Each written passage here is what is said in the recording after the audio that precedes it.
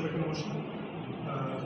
আজকে যে আমার আলোচনা যে টপিক সেটা হচ্ছে গিয়ে নির্বাচিত বাংলা এবং কব্বরক যে প্রবাদ তার মধ্যে একটা তুলনামূলক বিশ্লেষণ। আমরা দেখছি প্রবাদ হচ্ছে লোকসাহিত্যের একটি অন্যতম শাখা এবং এই প্রবাদটা মানুষের মুখোমুখি শুধু অতীত থেকে বর্তমান পর্যন্ত এখনো মানুষের মুখোমুখি প্রবাহিত হয়ে আসছে এবং যেটা এই প্রবাদকে যেখানে আমরা বাংলাতে প্রবাদ বলছি কব্বরক ভাষা তাকে বলা হচ্ছে খালেদমাকব। অর্থাৎ এই প্রবাদ আমরা যেহেতু ত্রিপুরায় কব্বরক এবং বাংলা ভাষাভাষী কিন্তু ভাষা অনেক দীর্ঘদিন ধরে একসঙ্গে সহাবস্থান করছে, তারপরে দেখা যাচ্ছে কিন্তু ভাষাগোষ্ঠী মানুষের মধ্যে তাদের যে জীবনধারা, তাদের অর্থনৈতিক জীবন, তাদের সমস্ত কিছুর মধ্যে যে একটা একত্রিত ভাব সেটা আমরা প্রবাদের মধ্যে আমরা লক্ষ্য করছি। এবার আমরা কিছু প্রবাদ আমরা দেখবো যে কব্বরক এবং বাংলার যে একই রকম সিমিলার কিছু প্রবাদ নির্বাচিত প্রবাদ আমরা দেখব। প্রথম যে প্রবাদটা হচ্ছে বাংলাতে যাকে আমরা বলছি গভীর জলের মাছ, কব্বরকে সেই একই রকম একটা প্রবাদ আছে একই রকম তো এই প্রতিক্রিয়া। অর্থাৎ আমরা সমাজে এমন অনেক মানুষ আছে যাদের আমরা খুব সহজে আমরা চিনতে পারি না, যাদের আমরা খুব দেখলে খুব শান্ত মনে হয়, কিন্তু তার ভেতরে যে সেই সরল ভাবটা কিন্তু তার মধ্যে নেই, তার মধ্যে একটা অন্যরকম একটা খারাপ বা অন্য একটা অন্যরকম ভাবনাটা কাজ করে।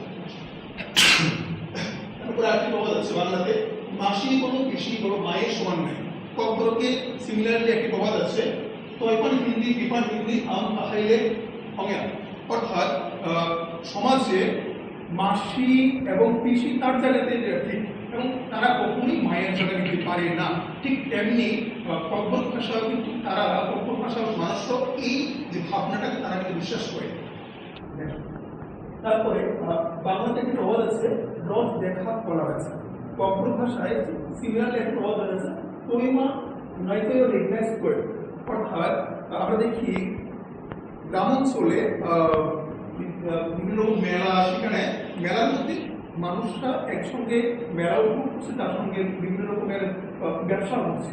এই যে চিন্তা আমার মানুষের চিন্তা থেকে এরকম ধরনের প্রবাদের উৎপত্তি হয়েছে। যেহেতু বাংলা এবং কব্বরক ভাষা মানুষরা একসঙ্গে বসবাস করে, আমরা প্রথমে বলছিলাম যে ভাষার মধ্যে একটা একই রকমের যে প্রবাদ আমরা লক্ষ্য করছি। তারপরে আরেকটা আছে টাকা থাকলে বাঘের চোখ নেবে। কব্বরকে দেখা যাচ্ছে রাম তঙ্কে মৈসানি কখনো মান্ত্র। অর্থাৎ আমরা যদি টাকা থাকে তাহলে আমরা অসম্ভবকেও আমরা কিন্তু সম্ভব করে ফেলতে পারি। এই ভাবনাটা আমরা বাংলা ভাষাভাষী মানুষরা যেমন বিশ্বাস করি, কব্বরক ভাষাভাষী মানুষরা আমরা বিশ্বাস করি। তা দান থাকলে আমরা সমস্ত কিছু পাওয়া যায়। তারপরে বাংলাতে একটি প্রবাদ আছে ছাগল দিয়ে যদি হাল চাষ করা যায় তবে গরু রাখতে হবে। কব্বরকে সিমিলার একটি প্রবাদ আছে পূর্বায় চুপকে মুসক নাম রাখামো। অর্থাৎ যার যেখানে দরকার সেখানে তাকে ব্যবহার করতে হবে। ছাগল দিয়ে যেমন কখনোই হাল চাষ করা যায় না, সেখানে গরুকেই ব্যবহার করতে হবে। ঠিক তেমনি সমাজেও প্রচুর মানুষ আছে তাকে সঠিক জায়গায় ব্যবহার করতে হবে। আমি তাকে বসিয়ে দিলাম, দেখা গেল কি তার দ্বারা সে কাজটা কখনো সম্ভব হচ্ছে না। বাংলা ভাষার মানুষরা যেমন বিশ্বাস করে কব্বরক ভাষার মানুষও একই বিশ্বাস করে। তারপরে বাংলাতে একটি প্রবাদ আছে চোরে চোরে মাছ তুলতে হয়। কব্বরকে সিমিলারলি একটা প্রবাদ আছে সিঙ্গেল বাই সিঙ্গেল রিগনেট আছে। অর্থাৎ অন্যায়কারী সমাজে দেখা যাবে অন্যায়কারী মানুষরা অপর অন্যায়কারী মানুষকে সবসময় প্রশ্ন করে এবং তাদের কারাল করে রাখে। এই ভাবনাটা উভয় ভাষাগোষ্ঠীর মানুষের মধ্যে দেখা যাচ্ছে। তারপরে বাংলাতে একটি প্রবাদ আছে অতি ভক্তি চোরের লক্ষ্য। সিমিলারলি কব্বরকের একটি প্রবাদ আছে কৈবান ফুলনাই কর্মুম যথায়। অর্থাৎ আমরা দেখি সমাজে এখন প্রচুর মানুষ দেখা যায় যে তার মধ্যে একটা ভক্তি প্রবণতা প্রচুর। এই যে ভক্তির আড়ালে যে তার যে বাজে মানসিকতা লুকিয়ে আছে এটা কিন্তু লক্ষ্য করা যাচ্ছে। আরেকটি কথা হচ্ছে বাংলাতে সৎ সঙ্গে স্বর্গবাস অসৎ সঙ্গে সর্বনাশ। সিমিলারলি কব্বরকে একটা প্রবাদ আছে তাহাম্বায় কোথাকে তাহা বন্ধ পামায় কয় কোথাকে হবে। অর্থাৎ যে আমরা সমাজে কেউ কখনো একা চলতে পারে না, তার সঙ্গে পরিবার বন্ধু বান্ধব আত্মীয় স্বজন সবাইকে নিয়ে প্রতিবেশী সবাইকে নিয়ে চলতে হয়। তো সেখানে আমাদের আমি কার সঙ্গে চলবো সেটাই ডিসাইড করে যে আমার জীবনধারা কেমন অতিবাহিত হবে। আমি যদি ভালোর সঙ্গে চলি তাহলে আমার জীবনধারা ভালোভাবে যাবে, আমি যদি খারাপ ভাবে চলি তাহলে আমার জীবনধারা সর্বনাশ বা নরকের দিকে আমার এগিয়ে থাকবে। তারপরে বাংলা একটি প্রবাদ আছে, ইচ্ছা নাকি উপায়, তৎপরকে সিমিলার একটি প্রবাদ আছে, খাওয়া তো কি আছে। অর্থাৎ আমার যদি ইচ্ছা থাকে আমার কোনো না কোনো ভাবে আমার উপায় নিশ্চিত বের হবে।